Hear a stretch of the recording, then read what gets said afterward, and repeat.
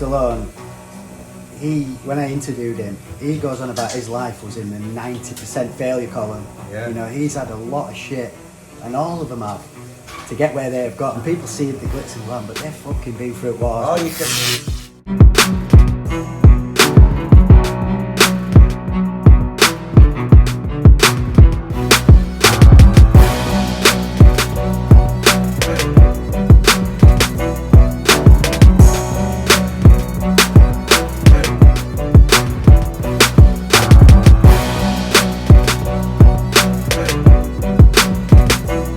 Good afternoon and welcome back to Skinworks. We've got a few interesting stories this week, so we're going to let them do the talking rather than seeing this boring old face. So Stephen's coming in, Mr. Experience with. He's going to have a very interesting story. I'm sure you're going to agree. So this and these were all done at his events. I know a rough idea of what he's having, so when he comes I'm going to talk him through step by step how we work it, how we design it. We're going to give him plenty of input, and we're also going to let him decide what he wants, so he gets our opinion and he can also use his own. Let's see how we get on today.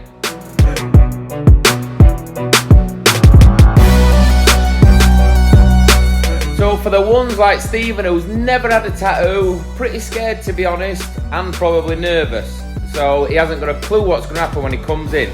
Now I'm not really sure what every other studio does, but this is how we work it. So basically he sent a few ideas over online, just giving me a rough idea of what he wants.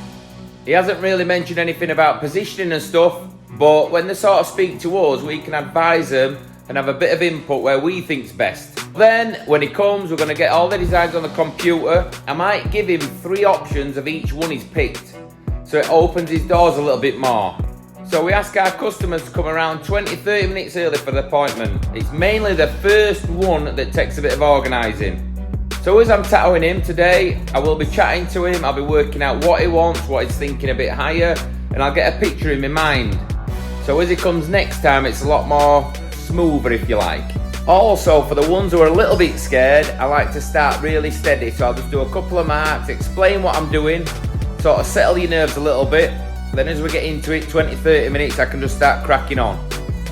As you're well aware, I do like to get value for money, so if you're in the chair, we like to be tattooing. We're very lucky, we've got full-time receptionists, so any customers coming in, we can we're not really breaking off. So she can sort of do stuff, if need be she'll shout to me and I can explain a few things and advise the customers as well. So let's see what today brings, let's see how he handles it, and most of all, let's make sure he's happy with it.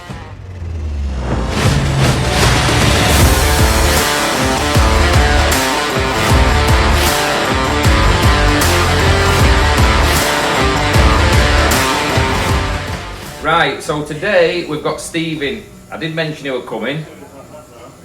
Basically, there's a bit of resemblance because I've actually been to his events. Experience with, which is probably the best 2 nights I've ever been to in my life. And that there is one of them. So Steve, can you just tell Jan, because I mean I came to one of the events, Yeah. and Jan didn't, and I think unless you've been, you don't realise how good and feeling you get when you're there. Can you just tell him sort of how it begun and how he got so big? Yeah. Mad, it's a mad journey, and it's a journey of I'm not going to go obviously too deep into it because it's very, very in depth. We'll be here all day. I'll brush over it. It's like 13 years ago, 2010, in the job centre. Came back from Greece, tried to be a DJ out there, and luckily I met my wife, who, she's with me today, and getting her intertwined into this new tattoo, because she's, started it off all, to be fair. I've just seen a gap in the market to do dinner events with celebrities, and at the time I got Paul Gascoigne in my local town of Halifax, and we were only for like 300 people at the time. Didn't know how we were going to do it or anything like that, but I knew from previously, because I'm a professional footballer back in the day, I remember going to them sportsmen's dinners, and just subconsciously I remember going to the event and seeing like, you know, a load of men in men suits with a lot of money and shit. People like to see that, don't they? Yeah. Like, they always want to see their idol, don't they, I suppose. So I remembered when I was at the darkest time, 2010, with not a pot to piss in, you know, try to figure a business plan of how can I do my events, what I love to do, but make it a bit unique. So I just remembered that event, and I thought I'd put a bit of a spin on it by allowing people to come with couples and put a bit of live music and stuff They like do classy as well, yeah. That's different with these events. I mean, I've been to meet loads of people in gyms and stuff like that, but yours, Yeah. I don't know what I can describe as. It were like you were part of the evening type of thing, all suited and booted, nice food. It's a bit upmarket, isn't it, I think, as well, you know? Yeah, 100%. And it's like I said, did that first event with Gaz, I didn't know what, and then that led on to another one. I think I did Tyson, the second one, which was an amazing event. So, but how did you think I'm going to get in touch with Stallone? Like, Yeah, but Stallone comes further down the line because he didn't come into the scene till 2014. so who were the one after Gaza then? So I did Tyson, and then I did Sugar Hill, and I did Bradford. A few of other celebrities in Halifax, 66 World Cup teams, stuff like that. But I knew I needed to get in the cities to earn money. So I looked at Leeds, but seen Vinnie Jones, had never been there for years. Looked, I had a contact to play football with Vinnie, and got me into him. So yeah, managed to get direct contact with Vinnie Jones, his manager. Lagged it to fuck. Another side of that there is though, like, he's obviously going to come for the money side of it. You didn't know if it was going to work or not, do you? You know, if you're booking someone. It was all risk, 100% risk all the time, because without risk you get nothing, don't you? I didn't know. I'd written down what I was going to do in 2010. Celebrities, you know, DJs, stuff like that. But I didn't know how we were going to get there, but I just thought, right, okay, I'll start. I had a passion because Lindsay were pregnant, so that lit it by knowing I had a baby to provide for.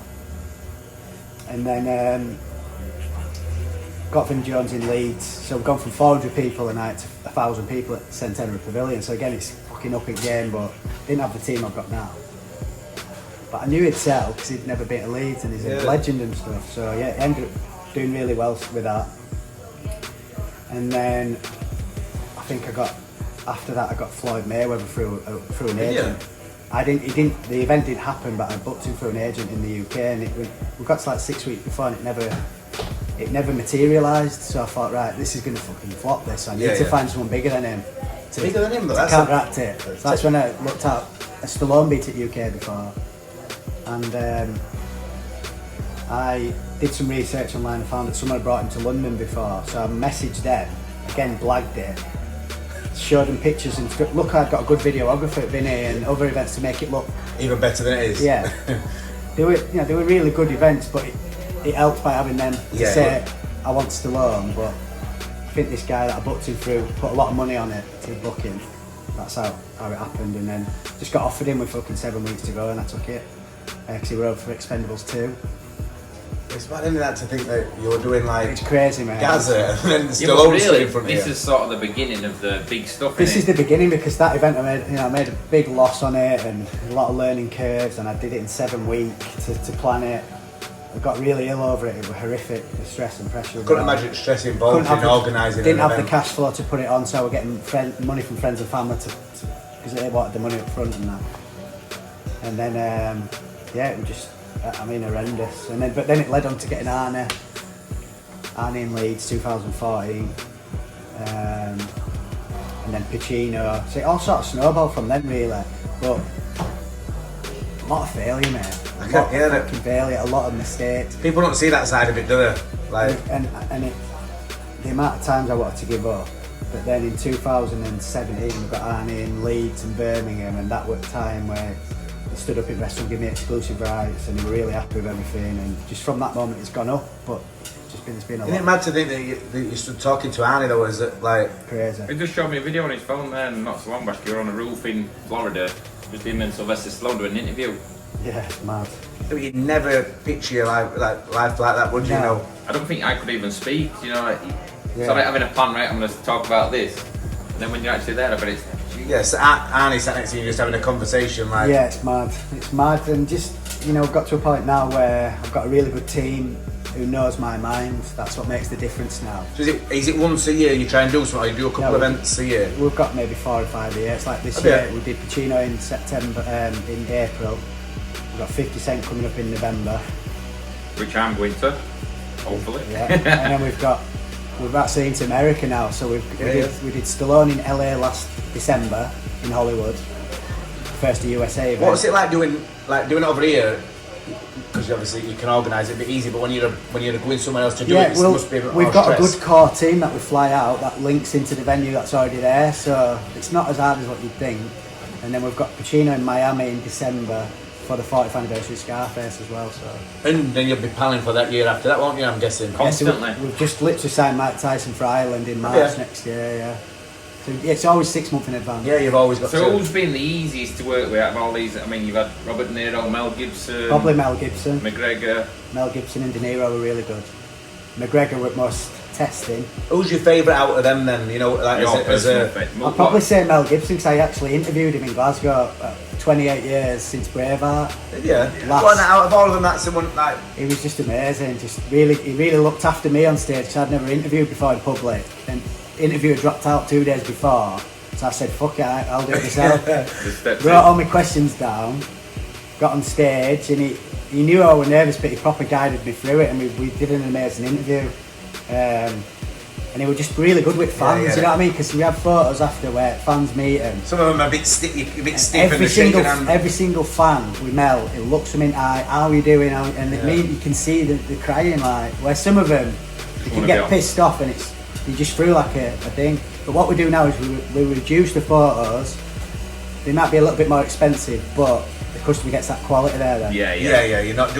They're not just constantly in out, they get a little bit talking. These A-list guys won't stand for more than 30-40 minutes to start getting pissed off. It's mad, it's mad. I've only ever really met we met Mike Tyson once in Vegas. It was a quick handshake and all, and I met Ricky Hatton, and he was just really down to earth. But when it's a bigger scale, you know, it's sometimes it's whether we tend to fly him in. That's the key, because if the jet lag, you fucked. So we try to get him in 2 days before. That's a good thing. Like Pacino flew in 3 days before or something, because if the jet lag, you fuck, because they're grumpy. So are you also organising all the close protection from everything? As soon as they land, what they're going to do while they're here, or is that up to them? That's something that we really drilled down on, because they're only at the event 20% of the time here, really. So 80% of their time, we need the close protection team fucking on it. You know, making sure everything's good, so that when they come to the event, they're happy. So you pick their hotel and everything, then while they're here? Yeah. So it's not just a night, is it then? It's a full trip, isn't it? Everything? No, we logistically plan everything close protection wise and that, yeah. So they get, taken out to where they need to go, and because it's so much of a different job to what people see, like we've never tackled anyone that's done that. Next time you think this shop takes some organising, getting these shoes for a day. Have you found now though that you're not as stressed because you've got a good team? I've got a team now. I don't even need to be at the venue now. So how many is there on the team that you've got? We've got a freelance team of at least 500 per event. 500 people? Yeah. You haven't been, Jan, I'm telling you, it's absolutely awesome. That's including like all your production and all that. Yeah, everything. Depending on the capacities and stuff, really. But a good core team of say 15. Who under them, they'll have teams under them, you see. So what's the biggest future plan you've got? What's like the ultimate thing you want to do? Do you want to carry on doing it, or is it one big goal? We did McGregor at 5,000 in 2017, but I don't want to go that big anymore. I prefer to keep it quality over quantity. 1,000, 1,200 people in a room. More intimate. There's no point having like 20,000 and half the price of tickets. It's pointless. It's like, for example, I'll give you an example. 50 Cent's coming over to do a world tour. We're doing 50 dates around the world. He's just had a third date in London, which is a 30,000 capacity. Might be even more than that. Our event with him on 4th of November will be 1,500 people. So you pay more for your ticket, but you're in there for 6 hours. You got a 3-course meal that we vet and check, and as you feel a bit more close to person, don't you? Yeah, you get through the life story. What made them and what get them where they are. Yeah, it's up to you what questions you sort of ask, I suppose, isn't it? So you can get stuff out of them that's never been heard before. Yeah, and it's just I think it's a motto in life of quality over quantity. I've always got, and Jordan will tell you. I mean, that was 2019. Prior to that, there were a lot of trial and error, customer complaints stuff, but we've nicked it now. Where you're always going to get them at you though, and that makes it better. Yeah. If you know what the customers like wanting it makes it better every time you do a show, doesn't it? I suppose. It's just refining that model all the time and learning from mistakes. And who's one person that you want but you can't get him as such? Paul McCartney, Beatles. I love the Beatles. What, just not interested at all? Yeah, just can't get him at minute. But however, when I tried to get De Niro, I was fucking bugging the agent for like 3 years, literally. Because you don't want to be a pain in the ass, do I you? was constantly bugging him, but I think he liked me in a way, which helped because he seen me like. Keep you keen. Yeah. So I ended up going to New York for my wife's 30th, and I ended up having a meeting while I was there. But he kept saying De Niro to do interviews because he didn't like to sit in front of public and fuck off. I kept going on him and on at him, and I thought I ain't gonna get him. I ain't gonna get him. I was boarding a flight in Spain 2018, and I put an offer in. Didn't expect him to say it, but he says he's accepted. Do you think it is just sometimes down to how much money? Because they don't need the money, do they? No, they don't. You know, that's one thing about it. No, and it does help the other guys speaking to him. But De Niro came back with, I think it was a 9-week turnaround. Fucking hell, that's hurting now. He's struggling to talk now. And yeah, they came back and said he wanted to do it because he was coming to London to do obligations. Because what you got to find is 9 times out of 10 they need to be here anyway. You ain't just going to fly over for our event. They might as well do something while they're here, aren't they? Yeah, like Stallone tends to, when we had him in 19, he'll go to Italy on his boat for an holiday. So they try to tarnish it with 2 things. So the lifestyle they must have is, it's not normal, is it? You know, like. But I was just saying about Sly earlier, Stallone, when I interviewed him, he goes on about his life was in the 90% failure column. Yeah. You know, he's had a lot of shit, and all of them have, to get where they've got. And people see the glitz and glam, but they've fucking been through wars. Oh, you can imagine something. And that's what we like to get out of them on the interviews on stage and the streaming platform we've got now. The stuff that no one really is. Yeah, because that will then inspire people to create their own dreams and know that these people have been through the mills. Because I watched some of these, you know, it's not easy. Them speeches online on YouTube. What's they called? Like motivation speech, and they're always saying like Denzel Washington had been down that. Yeah. And I think people just think they're saying it, but when you speak to them close, it's the truth, man. And I think anyone in life with any business or any journey, you've got to expect to go through fucking mills. You ain't gonna have it easy. To speak to someone who does that job like that, it's completely. We've never had it before, you know. I'll probably never meet anyone again who does that kind of. It's very, very unique, and it's been an hard journey, and I'm still learning, man. It's still. What would you say to anyone out there then who's looking to come to your events? Like, is it something for everybody? Is it a certain age, or do you think? If you like the celebrities that we've got, and if you like inspiration, if you like to learn about failures to create your own dreams, I think it's definitely worth coming along. It's a nice vibe, isn't like, it? I've got a little boy at 3. I mean, he still doesn't know what Rocky is and that yet, but I reckon another couple of years and starts watching Rocky, I'd love to bring him, and we do have families bringing the kids. Because it's would you family ever fancy friendly. it with like Dwayne Johnson or anything? Definitely, I think he's a good can't person. Get him. Can Can't you get not? him yet, it's too big. But he's on the line. Yeah, there's that many people you can think about who's like. Yeah, I was just saying to Jordan then, so I want to get into music. I want to get our first females a very big. I want to get Julie Roberts or Dua Lipa or someone along them lines, or we've been looking at Angelina Jolie as well. Yeah. Because sometimes people do it's just footballers or rugby, but not everybody's into that. But it's a different market though, isn't it? Yeah, we're diversifying, and that's why we've got 50 Cent, and I'm very surprised we managed to get him because he's so current. Yeah. But he's just been in Expendables, he's created Power on Netflix, which is a producer.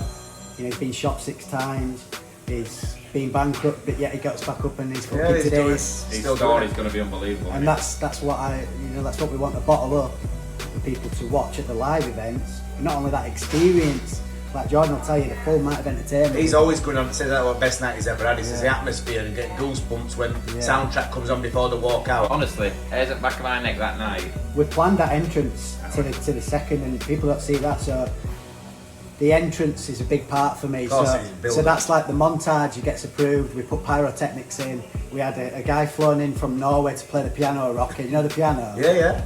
Just little attention to details like that. I need to come to one of these and events. It's just like boom when you see their reaction. Yeah, honestly. He said it, John. He said he got. I had a lump in my throat, and I'm like, it just reminded me of me and you.